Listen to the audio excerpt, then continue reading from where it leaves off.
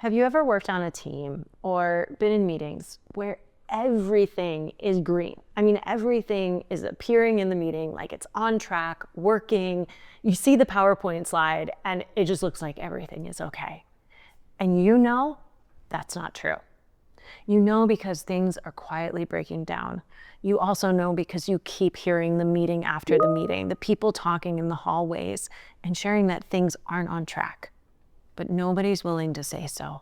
Nobody's willing to stick their neck out and say, hey, we're not actually on track. Does this sound like you? A team you've been in? A meeting you've been in? This isn't a communication problem. This is actually a perfectionism problem. And there's an ancient Buddhist philosophy that's over 500 years old that I think can really help you and potentially your team. Hi, I'm Jamie Shapiro. I'm an organizational psychologist and I coach CEOs. I'm also an author. My new book, Connected Culture, explores the topic of wabi sabi, which is something we're going to talk about in this episode. When teams come to me and they say that everything is being reported as on track, but they know it's not, the first thing I realize is, number one, this is a team that is a fear-based culture team, meaning they most likely have extremely high standards, but not enough psychological safety, which puts them in the category of a fear-based culture. And I want to help them move into what's called a learning-based culture, which is when we have high standards for excellence, but we also have high psychological safety. So one of the practices that I learned about that really sheds light on how do we move ourselves as human beings into more of a learning mindset comes from Buddhist culture, and it's called wabi sabi. And what wabi sabi is about celebrating imperfection. If you go by the checklist, this one's perfect. But I like how mine's a little off-center. It's got wabi sabi. Recognizing that when we have imperfection, when we have failure, when things don't go well, that's actually our greatest point of growth. And that imperfection is actually beautiful because that's where our resiliency is really born from. And so wabi sabi is about shifting your mindset to recognize that failure is really an opportunity for us to learn and grow. So let me tell you a little bit about how I even found out about wabi sabi and why this became something that I not only talk a lot about, but I actually developed a process around. So I was working with an organization, a very old organization, that when I first started working with them, they told me that failure was not allowed to be used on any slide deck. Like, you could not use that word. It was basically a 4-letter word in their organization. And I wanted to understand what's going on in the culture. Why is this such a word that is not working in their environment? Because they were failing in many places. This was a public company, market share was being eroded, there were problems all over the place, but they had that classic example of every meeting I attended, I heard that everything was going well, on track, awesome. It was not awesome. So one of the executives came to me one day and said, we've got to move this organization forward in a learning culture. But Jamie, I gotta tell you, every time we've tried, lessons learned, rosebud thorn, postmortem, whoever came up with that name, I don't know why we ever called lessons learned postmortems. It's not a good name. But they had tried everything in their organization. And so anytime you brought up that term or said, hey, we're gonna pause and do a lessons learned, it created all this negative emotion. So we had to think of something totally new to shift this culture from a fear-based culture to one that actually embraced learning and learning from the places of imperfection, the places of failure, not making failure a 4-letter word. So one of the executives came to me one day and she said, Jamie, I just read this incredible article. And it's all about the wabi sabi mentality. It's all about this Buddhist philosophy around celebrating imperfection. In fact, it talked about this ancient Japanese practice called kintsugi, where when a bowl breaks, instead of gluing it back with invisible glue, they glue it back with gold, because that gold, that's where the breakdown happened. And that's where the real beauty is, the real growth, the real resiliency. And she asked me, she's like, do you think we could take the evidence from positive organizational psychology and really create a practice that starts to really help this organization transform from this fear-based culture to a learning-based culture. And every time something doesn't go exactly like we thought it would, or there's failure, or even sometimes when things do go well, can we wabi-sabi it? Can we sit down as an organization in a safe way as a team and really talk about it and really understand how we learn? And so that's what we did. We started really putting the science of organizational psychology together with this philosophy to create a practice that would move the culture into a learning-based culture. Perfectionism is one of those things that individually, in teams and organizations, actually it kills our innovation and it actually kills our performance. And perfectionism is about not letting yourself make any mistakes, getting every single solitary thing perfect. And that's just not a way that we exist at our best. Here's some really interesting research. They've looked at when we strive for perfection, what does that do to our performance versus when we actually strive for excellence, meaning we're striving at that same high level, but we're not striving in a place where we can't make mistakes. We're striving in a way that allows us to learn along the way. And what we see in the research, when people strive for excellence, not perfection, performance increases, culture gets better, innovation improves. So we have to shift away from these standards that we put on ourselves where nothing can go wrong and recognize that when things go wrong, that's our greatest learning. Think about it for a moment.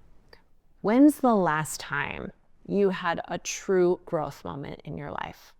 Was it when everything went exactly as planned? Or was it in those moments where maybe things didn't go as you expected them to go? And maybe there was some imperfection or failure.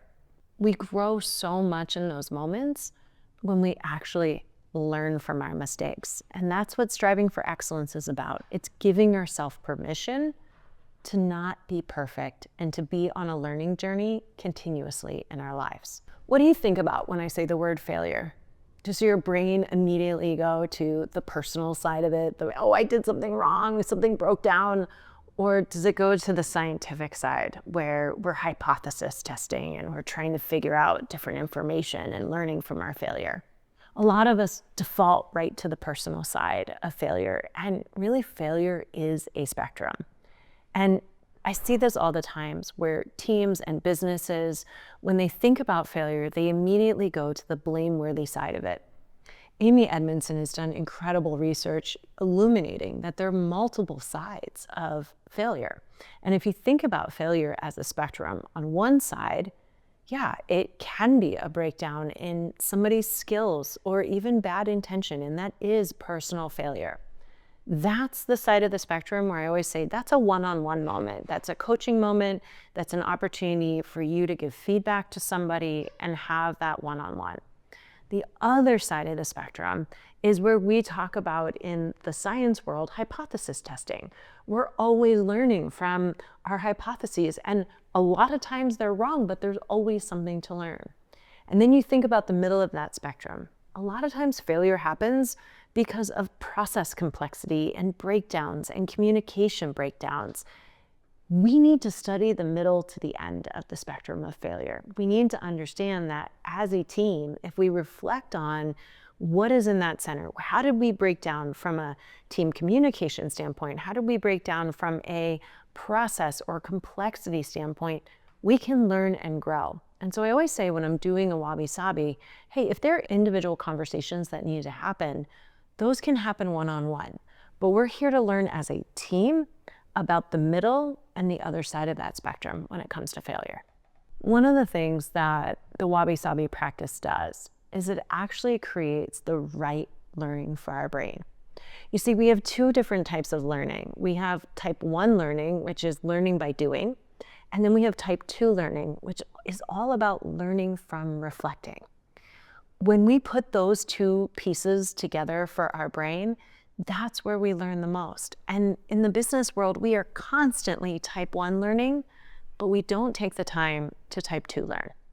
And when we implement a practice like a wabi-sabi practice where we're taking the time to reflect as a team and learn and grow together, that really solidifies things. We do a lot of things in the business world over and over again, right? Like we have projects that are similar year over year. We focus on our budgets year over year. There are a lot of things we do over and over again. If we're not learning from those things and really solidifying the learnings, we're bound to make the same mistakes over and over again. So by pausing as a team and doing a practice like a wabi sabi practice, what we're really doing is we're giving ourselves the greatest chance of success. Now, if this is all sounding like, hey, this might be my team, or I really think I could benefit from implementing a practice like this, let me share with you some of the most important things to think about as you start. The first thing, and I talked about this earlier, you gotta make sure you have the psychological safety in the room. And that means we can just start a meeting like a wabi sabi practice, getting grounded on our alignment as a team. Hey, what do you hope to get out of our time together today? Or even asking the question, how's everyone feeling coming into this wabi sabi practice? Just a question like that is going to start to build the psychological safety in the room. If you feel like there's not enough still, I'd ask you to do an exercise like creating agreements, asking the whole room, hey, what do we need to agree to today to make sure we get the most out of this practice? Is it things like confidentiality, no blame, making sure we're listening well to each other, giving people the space to really get their thoughts out? Make sure that if you feel like you're starting from a place where you really need to build that initial foundation, that you take the time to do it. Number 2, get specific on the topic. Make sure you know and feel aligned on what you're reflecting on. So if that's a project, if it's something that you've done together as a team that maybe didn't go well, get clear on what you're going to be focused on. Now, this is the hardest part of the practice and the most important.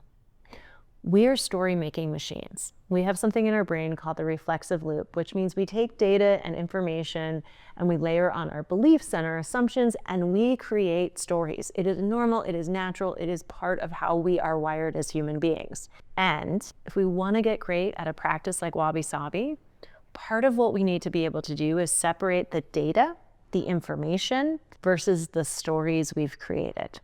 So step 1 in a wabi sabi practice is the team really getting together and going through the data and information. That can be a timeline of events that happen, just the different data points of what happened, and getting clear on that. Because everybody has a different lens into the business. We can't know everything. Companies are too big. And it's so important we start to hear the information from each other's perspectives and get a more well-rounded picture. Next, you gotta celebrate the strengths. So often we go right to the thing that is the problem or didn't work or the imperfection. You gotta pause and ask yourself, hey, what went well? A lot of things go well, even in failures, complete failures. There are things, there are bright spots, there are wonderful things that happen along the way. Illuminate those. Then I want you to really talk about what didn't go well. What's the imperfection? And how are we learning from it? What are the action steps we're gonna take in order to grow and be better next time? And listen, I understand perfectionism is one of those things that is hard to stop doing. I'm a recovering perfectionist myself, and it's a journey. But it's really about creating a practice of intentionality to think about how we start striving for excellence versus perfection. And it's something that we've got to do over and over again before it becomes something that gets ingrained in us. If you're looking to hear more things like this and you found this episode useful, if you're on YouTube, please go ahead and subscribe to the channel. And if you're listening to this on a podcast, please make sure to save this to your list. The reality is, life is messy. Striving for perfection is just not attainable as a human being. So let's focus on striving for excellence.